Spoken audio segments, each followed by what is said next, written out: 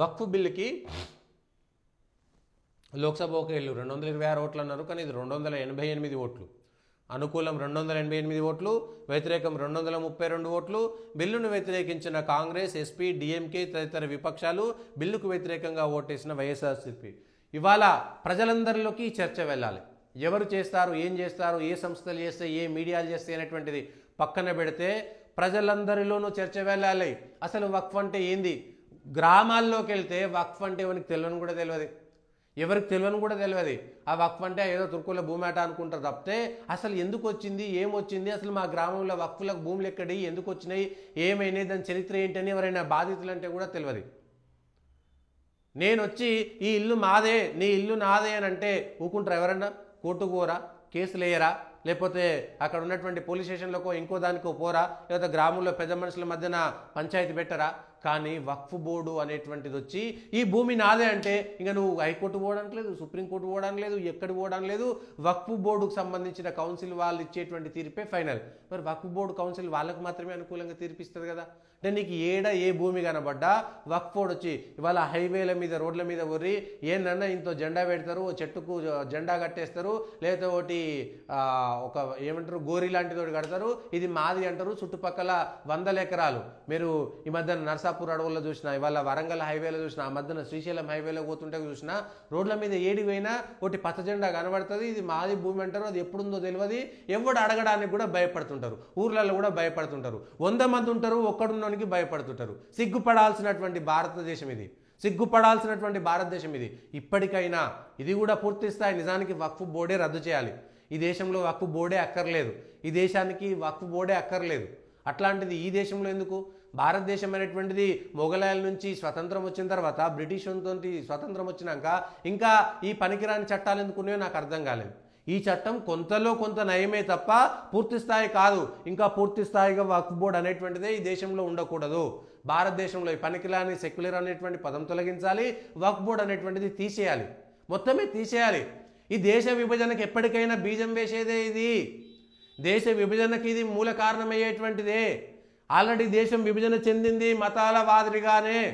ప్రజలకు ఇప్పటికైనా బుద్ధి రావాలి, ఆలోచన రావాలి, చర్చ జరగాలి. ప్రతి ఒక్కరిలోనూ కూడా ఈ మాట రావాల్సినటువంటి అవసరం కూడా ఉన్నది. ప్రజలారా ఆలోచించాల్సినటువంటి అవసరం కూడా ఉన్నది, ఆలోచించాల్సినటువంటి అవసరం కూడా ఉంది.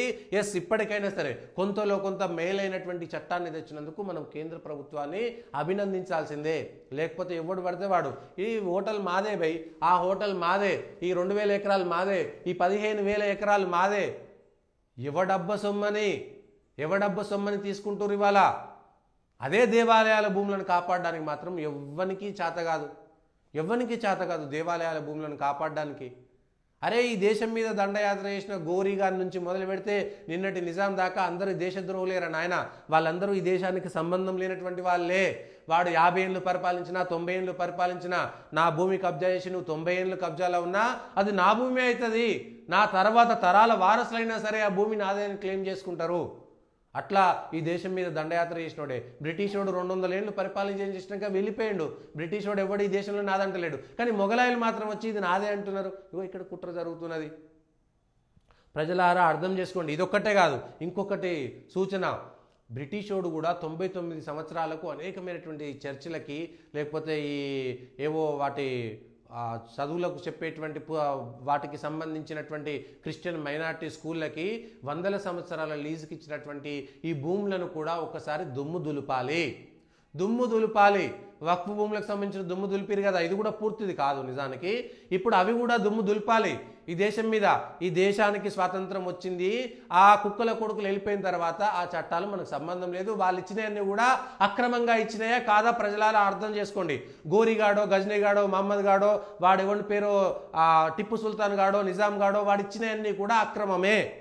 వాళ్ళు ఈ దేశాన్ని పరిపాలించిన రాజులు కాదు, ఈ దేశాన్ని దోచుకున్నటువంటి దొంగలు మాత్రమే. వాళ్ళ నుంచి స్వతంత్రం వచ్చింది కదా మనకు. స్వతంత్రం వచ్చిన తర్వాత ఇంకా వాళ్ళకు సంబంధించి వాళ్ళు కేటాయించినటువంటి వాటిని ఎందుకు తీసేయలేదు? ఒక్కసారి ఆలోచన చేయాల్సినటువంటి అవసరం ఉన్నది ప్రజలారా. దీనికి సంబంధించినటువంటి అంశంలో కూడా దీన్ని ఇంకా ప్రజలందరూ ఎవరు గుర్తుంచుకోవాలంటే, ఈ బిల్లును వ్యతిరేకించినటువంటి వాళ్ళు, వ్యతిరేకించినటువంటి వాళ్ళందరూ కూడా భారతదేశ ద్రోహులు, భారత ధర్మద్రోహులు, హిందూ ద్రోహులు అనేటువంటి విషయాన్ని ప్రజలందరూ కూడా అర్థం చేసుకోవాల్సినటువంటి అవసరం ఉన్నది. వీళ్ళందరూ కూడా ఈ పార్టీలను గుర్తుపెట్టుకోండి. ఎవరెవరైతే ఈ బిల్లుకు వ్యతిరేకంగా మద్దతు ఇచ్చిరో, కాంగ్రెస్, ఎస్పీ, డిఎంకే, బిల్లుకు వ్యతిరేకంగా వచ్చినటువంటి వైఎస్ఆర్సీపీ, ప్రతినిత్యం చేసినటువంటి ఓవైసీ, వీళ్ళందరూ కూడా దేశద్రోహులు, హిందూ ద్రోహులు. హిందువులంతా ఒక్కసారి ఆలోచించండి, వీళ్ళంతా భారతదేశాన్ని చెరపట్టడానికి పుట్టినటువంటి పార్టీలే. ఇవన్నీ కూడా భారతదేశం యొక్క ద్రోహులే. వీళ్ళంతా మొఘలాయుల వారసులు, వీళ్ళంతా బ్రిటిషర్ల వారసులు, వీళ్ళంతా గోరీ వారసులు, వీళ్ళంతా గజనీ వారసులు. సోమనాథ్ దేవాలయాన్ని కూలగొట్టి నిన్న వేములవాడ దర్గాని, పెనుగొండలో ఆలయాన్ని, లేకపోతే రాజమండ్రిలో ఆలయాన్ని కూలగొట్టి చేసినటువంటి దుర్మార్గులకు వీళ్ళందరూ వారసులు. దేశంలో 1,00,000 దేవాలయాలను కూలగొట్టి నిన్న జోగులాంబకు సంబంధించినటువంటి దేవాలయం, ఇట్లా అనేక దేవాలయాలను కూలగొట్టినటువంటి గజ్నీ, గోరీలకు వీళ్ళంతా వారసులు. వీళ్ళంతా దేశద్రోహులు, వీళ్ళంతా కూడా హిందూ ద్రోహులు. ఈ ముద్ర వేసి ప్రజల్లో చర్చ జరగాల్సినటువంటి అవసరం ఉంది. 100కు 200% చర్చ జరగాల్సినటువంటి అవసరం ఉన్నది. 100కు 200% చర్చ జరగాలి. సాధారణంగా రోజువారీ కూలీకి పోయేటువంటి సాధారణ కూలీ మహిళకు కూడా ఈ విషయాలపైన అవగాహన కల్పించాలి. ఈ దేశం యొక్క చరిత్ర చెప్పాల్సినటువంటి అవసరం ఉన్నది ప్రజలారా. ఇది 1995 వక్ఫ్ యాక్ట్కు సంబంధించినటువంటి దీనికి సంబంధించినటువంటి ఏవేవి ఉన్నాయి ఏంటి అనేటువంటిది conducted by survey of commissioners and additional commissioners. Collectors empowered to conduct surveys as per state revenue laws. Central Waqf council. All members had to be Muslims including 2 women. Waqf 1994, including 2 non-Muslims, MPs, former judges and eminent persons need to be Muslims. The following members must be Muslims: representatives of Muslims organizations, scholars in Islamic law, chairperson of Waqf boards of the Muslims members. 2 members must be women. Central Waqf Board Council సంబంధించి, state వక్ఫ్కి సంబంధించి up to 2 elected Muslim MPs, MLAs, Bar Council members at least 2 women. State government nominate members including 2 non-Muslims, 1 each from Shia, Sunni, backward class Muslims, Bohra and Aga Khani, at least 2 Muslims. ప్రజలకు ఏమైందంటే Muslims అంతా ఒకటే, వాళ్ళలో కులాలు లేవు, వాళ్ళలో అంతా కలిసే ఉంటారు అనుకున్నారు. కానీ వక్ఫ్ బోర్డులో ఇప్పటిదాకా షియాలకు, సున్నీలకు, బ్యాక్వర్డ్ క్లాస్ అయినటువంటి వాళ్ళకు, ముస్లింలో అందరికీ అధికారం లేదు వక్ఫ్ బోర్డులలో. ఈ విషయాలన్నీ మసిపూసి మారేడుగా చేసిరు. వీటికి సంబంధించినటువంటి దాంట్లో కూడా అదే జరిగింది. ప్రజలు ఒకసారి ఆలోచించాల్సినటువంటి అవసరం కూడా ఉన్నది. ప్రజలు ఆలోచించాలి, దీనిపైన అవగాహన పెంపొందించాల్సినటువంటి అవసరం కూడా ఉంది. వక్ఫ్ బోర్డులో ముస్లింలు మాత్రమే సభ్యులుగా ఉంటారు.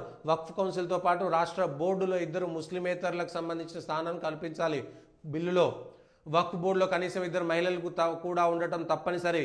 వక్ఫ్ ట్రిబ్యునల్ తీర్పులలో 90 రోజులుగా హైకోర్టులో సవాల్ చేయొచ్చు. గతంలో హైకోర్టులో సవాల్ చేయడానికి లేదు. వాడొచ్చి నా భూమి అంటే కథమిగా కుయ్యో ముర్రో మొత్తుకోవాల్సిందే. అరే నాయన, జహీరాబాద్లో బాధితులున్నారు, ఉప్పల్లో బాధితులున్నారు, తెలంగాణలో కొన్ని వేల ఎకరాలకు బాధితులున్నారు. దీనికి సంబంధించినటువంటి దాంట్లో కూడా వక్ఫ్ ట్రిబ్యునల్ తీర్పు 90 రోజులుగా హైకోర్టులో సవాల్ చేయొచ్చు. వక్ఫ్ ట్రిబ్యునల్లో జిల్లా జడ్జితో పాటు రాష్ట్ర ప్రభుత్వ సంయుక్త కార్యస్థాయి ఉన్నతాధికారి ఉండాలి. ఇంతకుముందు అట్లాంటి అధికారి లేడు. ఏదైనా వక్ఫ్ ఆ బోర్డుదా కాదా అన్న వివాదం తలెత్తితే దాన్ని ప్రభుత్వం నియమించే ఉన్నతాధికారిని నిర్ణయించడమే అది అంతిమం. అంతకుముందు ప్రభుత్వ ఉన్నతాధికారికి సంబంధం లేదు, ఎవరు లేరు. ఆ వక్ఫ్ బోర్డు ఏం చెప్తే గదే. నూతన వక్ఫ్ చట్టం అమల్లోకి వచ్చిన 6 నెలల లోపు ప్రతి వక్ఫ్ ఆస్తిని సెంట్రల్ డేటాబేస్లో విధిగా నమోదు చేయాలి. ఇది విషయం. వక్ఫ్ బోర్డులోని ముస్లిమేతరులకు, షియా, బోహ్రా, ఆగా ఖానీ, ఓబీసీ వర్గాలకు ప్రాతినిధ్యం కల్పించడం తమ ప్రయోజనాలకు తీవ్ర విఘాతమట. అంటే సున్నీలు మాత్రమే ఉండాలి, షియాలు ఉండొద్దట. అందుకే దేశవ్యాప్తంగా అనేక మంది వాళ్ళ సున్నీలు తప్ప మిగిలిన వాళ్ళందరూ వచ్చి ఈ బిల్లుకు మద్దతు తెలిపారు. ముస్లింలు మద్దతు తెలిపారు. అరే మమ్మల్ని కూడా వీళ్ళు ఆగం చేసిరు. 9,000 ఆస్తులు ఇప్పటికీ ముస్లింలే కూడా కబ్జా చేసిరు. ఏది వీళ్ళకి నచ్చినటువంటి ముస్లింలకు సంబంధించి. ఇప్పటిదాకా షియాలకు, బోహ్రాలకు, ఆగా ఖానీలకు, మిగిలిన ఓబీసీ వర్గాలకు స్థానం లేదంటే అర్థం చేసుకోండి. ఇది మత సంస్థలైన వక్ఫ్ బోర్డులను లౌకీకరించే ప్రయత్నమే, ధార్మిక సేవా సంస్థ కార్యక్రమాలకు సంబంధించినటువంటి అని వీళ్ళన్నీ చెప్తున్నారు. వక్ఫ్ బోర్డుల్లో అవినీతి రూపుమాపి వాటి ఆస్తుల వినియోగంలో పూర్తి పారదర్శక. ప్రజలారా ఒకసారి ఆలోచించండి. దేవుళ్లకు భూములు ఉంటాయి, వాటికి సంబంధించి వ్యవసాయ భూములు అయితే ఆక్షన్ వేస్తారు, అంటే బహిరంగంగా వాటికి సంబంధించి కౌలుకి ఇస్తారు. ఎవరైనా వ్యవసాయం చేయొచ్చు. అందులో బీసీలా, ఎస్సీలా, ఓసీలా లేదు, లేకపోతే ముస్లింలా, క్రిస్టియన్లా కూడా లేదు. ఎవరు ఎక్కువ రేట్ ఇస్తే వాళ్ళకి ఇచ్చేస్తారు వేలంలా. మరి దీంట్లో ఎందుకు ఇయ్యరు? హిందూ దేవుళ్ళే మాత్రం అట సెక్యులర్ అట, వీళ్ళే మాత్రం సెక్యులర్ కాదట. ప్రజలు ఆలోచించాల్సినటువంటి అవసరం ఉంది. హిందూ దేవాలయాలలో మాత్రం ఒకవేళ అక్కడ ఎమ్మెల్యే ఒకవేళ ముస్లిమో క్రిస్టియన్ అయితే ఆ దేవాలయంలో సహజంగా బోర్డు మెంబర్ అవుతాడట. ఆ ఏరియాలో ఇవాళ తిరుపతికి ఒక ముస్లిం అయిందంటే ఆయన అందులో మెంబర్ అయిపోతాడు ఆటోమేటిక్గా. ఇదెక్కడి కర్మ మాకు ఈ దేశంలో? ఆయన ఎమ్మెల్యే అయినంత మాత్రాన పవిత్రమైనటువంటి హిందూ దేవాలయంలోకి ఆయన అయిపోతలేడా? మరి దానిల కోసం ఒవ్వడన్నా ఒక్క పార్టీ ఇవాళ వ్యతిరేకించిన పార్టీ ఒక్కడన్నా మాట్లాడిండా? డిఎంకేలు, ఎంకేలు, కీకేలు, పీకేలు, సీకేలు, వైసీపీలు, మిగిలినటువంటి వాళ్ళు కాంగ్రెస్లు ఒక్కడన్నా మాట్లాడా? అంటే హిందువుల హక్కులు వీళ్ళకి హక్కులు కాదు. ఆలోచించాడంటే ముస్లింలంతా మాకు ఓట్లు వేస్తారు, వాళ్ళు గంపగుత్తగా మాకు ఓట్లు వేస్తారని స్వాతంత్రం వచ్చినప్పటి నుంచి రాకముందు నుంచి వీళ్ళకు ఒక మైండ్ సెట్ క్రియేట్ చేసారు. వీళ్ళంతా ఒకటి, వీళ్ళు గంపగుత్తగా ఓట్లేస్తారు, వాళ్ళంతా గంపగుత్తగా ఓట్లేస్తారని వాళ్ళని ఓటు బ్యాంకు రాజకీయాలుగా మార్చినటువంటి రాజకీయ పార్టీలను అర్థం చేసుకోవాల్సినటువంటి అవసరం ఉన్నది. ఆగాఖానీలు, బోరాలు, పస్మందా ముస్లింలు, ముస్లిం మహిళలకు కూడా వక్ఫ్ ఆస్తుల్లో సముచిత భాగస్వామ్యం కల్పించాలి. ఇవన్నీ పక్కన పెడితే వాళ్ళకి ఇవాళ దేశంలో ఎన్ని ఆస్తులు ఉన్నాయి తెలుసా? మొత్తం 8,72,324 ఆస్తులు ఉన్నాయి. మరి ముస్లింలు ఎందుకు పేదోళ్ళు అయ్యారు? ఈ దేశాన్ని 800 ఏళ్ళు పరిపాలించినటువంటి ముస్లింలు ఎందుకు పేదోళ్ళు ఉన్నారు? హిందూ పేదవాళ్ళందరినీ తీసుకొచ్చి మతం మార్చిరు. 4వ తరము, 5వ తరము, 6వ తరము అందరూ హిందువులే ఈ దేశంలో, ఒక్కరో ఇద్దరో తప్ప. 99.9% వాళ్ళ పూర్వీకులంతా కూడా హిందువులే. ఛత్రపతి శివాజీ కూడా వాళ్ళలో ఉండేటువంటి సైనికాధికారులను తీసుకపోతే వాడోడు ఔరంగజేబు గాడు మళ్ళా తిరిగొచ్చి గర్వాపసి చేసిండు ఛత్రపతి శివాజీ. ఈ విషయాలను గమనించాల్సినటువంటి అవసరం ఉంది. శ్మశానం 1,50,569 ఉన్నాయి, దుకాణాలు 1,13,193 ఉన్నాయి, వ్యవసాయ భూములు 1,40,803 ఉన్నాయి, మసీదులు అధికారికంగా మసీదులు వక్ఫ్ బోర్డు నిర్వహణలో 1,19,280 ఉన్నాయి. అనధికారికంగా ఎన్నో లెక్క పెట్టండి. ఒక తెలంగాణలో ఉంటుండొచ్చు 1,00,000 దాదాపుగా. ఇండ్లు 92,000, ప్లాట్లు 64,000, దర్గాలు 33,000 వక్ఫ్ బోర్డుకు సంబంధించినటువంటి ఆస్తుల కింద ఉన్నాయి. ఇవి దేశంలో ఈ వివరాలు ఎవరు చెప్పకపోయేది, ఏం చేయకపోయేది. మీరు కొన్ని ఏరియాలకి ఇతర మతస్థుడు పోలేడు, వాండ్లల్లో కూడా కొందరు మంది పోలేరు, కొన్ని ఏరియాలకు పోలేరు. మరి ఇది ఈ దేశంలో సెక్యులర్ అంట. ఆఖరికి మీటర్లల్లో పాపం కరెంటు బిల్లులు తీసుకునేటోళ్ళని కొడతారు, వేరేటోళ్ళు పోరు. 60-70% మంది ముస్లింలు ఉన్నటువంటి ఏరియాలోకి పక్కనున్నోడు కూడా పోలేనటువంటి పరిస్థితి ఎందుకు వచ్చింది? ఇదే నా గొప్పతనం ఈ దేశంలో. ఆలోచించాల్సినటువంటి అవసరం లేదా? ప్రజలారా ఒక్కసారి ఆలోచించాల్సినటువంటి అవసరం ఉంది. కోర్టులో సవాల్ చేస్తాం, ముస్లిం పర్సనల్ లా బోర్డు ఉపసంహరించుకోండి స్టాలిన్, ముస్లింలపై యుద్ధం మోదీ సర్కారు, ఓహో హిందువులపై యుద్ధం చేస్తే మంచిదా, దేవాలయాల చట్టాలన్నింటినీ దేవాలయాల్లో అందరినీ పెడితే తప్పులేదా, దాంట్లో మాత్రం మీకు నొప్పి రాలేదా, దేవాలయాలకు సంబంధించిన బోర్డుల్లో అన్య మతస్థులు ఎవడైనా రావచ్చా, అవి విచ్చలవిడిగా కబ్జాలు చేసుకోవచ్చా, దేవాలయాల భూములను కబ్జా చేస్తే ఏ ఒక్క రాజకీయ నాయకుడు మాట్లాడలేదు. మరి దేవాలయాల భూములన్నీ ఈ రాజకీయ నాయకులే అమ్ముకున్నారు కదా. మరి ఇవాళ ఇదే రేవంత్ రెడ్డి సర్కారు మా మహబూబ్నగర్లో, పాలమూరులో దేవాలయాల భూముల్లో ఇవాళ బిల్డింగులు కడుతున్నది కదా. ఇదే పాత కేటీఆర్ సర్కారు సీతారామచంద్ర స్వామి భూముల్లో 1000 ఎకరాలు వాడు టీజీఐఎస్కి ఇచ్చారు కదా. అప్పనంగా హిందువుల భూములను మాత్రం మీరు పెత్తనం చేస్తారు. ఒక్కొక్క రాజకీయ నాయకుడిని చెండాలు కూడా తీసేదాకా కొట్టాలి. హిందువులందరూ కూడా సిద్ధంగా ఉండాలి. భారతదేశంలో ఉన్నటువంటి హిందువులందరూ కూడా కదలాలి. ఒరే నాయన మా దేవాలయాలను కాపాడుకుంటామని ఇప్పటికైనా బయటికి రావాలి. రాకపోతే ఇగో ఇట్లాంటి వాళ్ళు రెచ్చిపోయేటువంటి ప్రమాదం ఉన్నది. ప్రజలారా, దేవాలయాన్ని కాపాడుకోవడం అనేటువంటి మతోన్మాదం కాదు. మా దేవాలయాలను రక్షించుకుంటామనంటే అది మతోన్మాదం కాదు. మా దేవాలయాల భూములను కాపాడంటే మతోన్మాదం కాదు. ఎవడైనా కేసులు పెడితే వాళ్ళ మీద చేసుకోవచ్చు, మనం వ్యతిరేకంగా మాట్లాడుకోవచ్చు. హిందువులంతా సంఘటితం కాకపోతే ఈ దేశాన్ని అమ్మేసేటువంటి ప్రమాదం ఉంది. ఈ రాజకీయ నాయకులంతా కూడా అమ్మేసుకుంటారు. అడ్డికి పావుసేరు, పావులకి పాకిస్తాన్కి అమ్మేసుకుంటారు. వీళ్ళు రేపు పొద్దుగాల ఈ రాజకీయ నాయకులందరూ కూడా పావులకు పాకిస్తాన్కి అమ్మేసుకుంటారు. వాని కుటుంబం తర్వాత వాని తరాలు నాశనం అయితే అనేటువంటి ఇంగితము, స్పృహ కూడా ఉండదు. కనీసం మనం మన పూర్వీకులు ఇవాళ భారతదేశంలో ఉన్నటువంటి ముస్లింల యొక్క 5వ తరం 6వ తరం అంతా కూడా అనేక మంది వాళ్ళ మీడియాలలో చెప్తారు, అవును భయ్ మేము గతంలో ఠాకూర్లం, మేము గతంలో రాజ్పుత్లం, మేము గతంలో దూదేకులం, గతంలో మేము ఇది, కాకపోతే అప్పుడు ఉన్నటువంటి రాజులకు బలవంతంగా తలొగ్గి మేము మతం మారినమైనటువంటి విషయాన్ని అనేక మంది ఒప్పుకుంటారు. మా పూర్వీకులు 2వ తరమో 3వ తరమో 4వ తరమో 5వ తరమో అందరూ కూడా హిందువులుగా ఉన్నటువంటి వాళ్ళే. ఏదో సందర్భంలో వాళ్ళు తప్పనిసరి పరిస్థితుల్లో ఒక బలహీన సందర్భంలో వాళ్ళు మతం మారినటువంటి వాళ్ళే. క్రిస్టియన్లు కూడా అట్లాంటి పరిస్థితుల్లో ఉన్నటువంటి వాళ్ళైనటువంటి విషయాలు చర్చకు రావాల్సినటువంటి అవసరం కూడా ఉంది. ప్రజలంతా అర్థం చేసుకోవాల్సినటువంటి అవసరం కూడా ఉంది. మిత్రులారా, ఈ విషయాలు చర్చలోకి పోవాలి. వక్ఫ్ బోర్డుకు సంబంధించినటువంటి ఎన్ని అంటే రాజకీయాల కోసం, ఓట్ల కోసం ఎంతకు దిగజారిరో అంతకు దిగజారిరు ఈ రాజకీయ నాయకులు. ఈ పార్టీల యొక్క నిజస్వరూపాన్ని ఒక్కరోజు కాదు, ప్రతిరోజు ఎండగట్టాలి. వీళ్ళందరూ కూడా హిందూ ద్రోహులుగా వీళ్ళందరినీ చూపించాల్సిందే.